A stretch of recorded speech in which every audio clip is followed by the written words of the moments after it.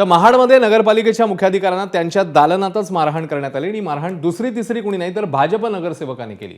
मुख्याधिकारी धनंजय कोळेकर यांना भाजप नगरसेवक सूरज बामणे आणि 3 कार्यकर्त्यांनी शिवीगाळ करत मारहाण केली, तसंच जीवे मारण्याची धमकी दिली असाही आरोप आहे।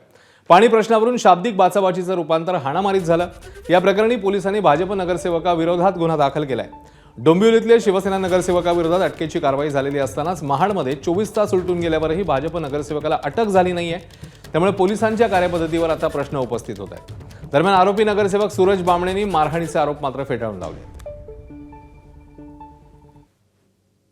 कानाखाली मारली ना माझ्या, मी असंच चर्चा करी एकदम एक तो राकेश पाटील नाही त्यांना खाणे आणि उठून मागे छत्रीनं इथनं मारायला सुरुवात केली। इथं हा सूरज बामणेनं असं छत्रीनं मारायला सुरुवात केली। मी बॅकला गेलो, बॅकला घेऊन इकडे आले, इकडे येऊन मग असं पाठीमागं मी धडकलो गेलो। आम्ही जो त्यांच्यावरती रोष बोललो होतो की याला जबाबदार शिवसाहेब आहेत, याचा रोष ठेवून ज्यांनी आमच्या अंगावरती धाव घेऊन आले, त्याच्यानंतर आमची गलपट पकडली, आम्हाला मारहाण करण्याचा प्रयत्न केला, आमच्या कानाखाली मारली आणि आमचे सहकारी मग आम्हाला सोडून तिथून ते आम्हाला छत्रीने त्याने मारले।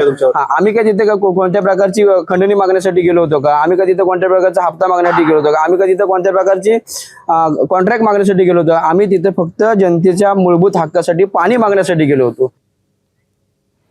तर सूरज बामणे नेमका कोण आहे, नजर टाकूया।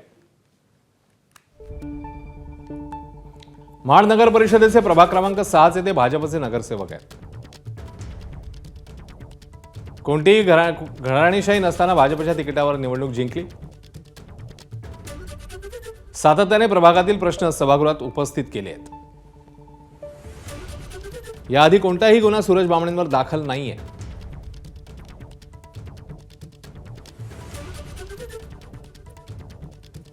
दरम्यान भाजप नगरसेवकाने महाडच्या मुख्याधिकाऱ्यांना केलेल्या मारहाणीवर शिवसेना भाजप नेत्यांनी काय प्रतिक्रिया दिली, काय म्हटलंय बघूया। जो प्रकार झाला तो अत्यंत निंदनीय आहे, कारण अधिकाऱ्यांनी काय कुठले पाईपलाईन वाहून घालवलेले नाही आहे। जी गेली ती गेली।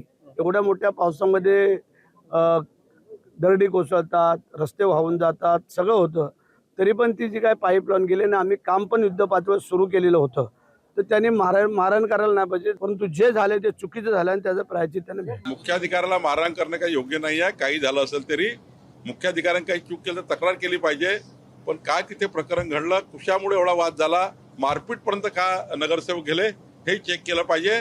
दोन्ही चेक करू।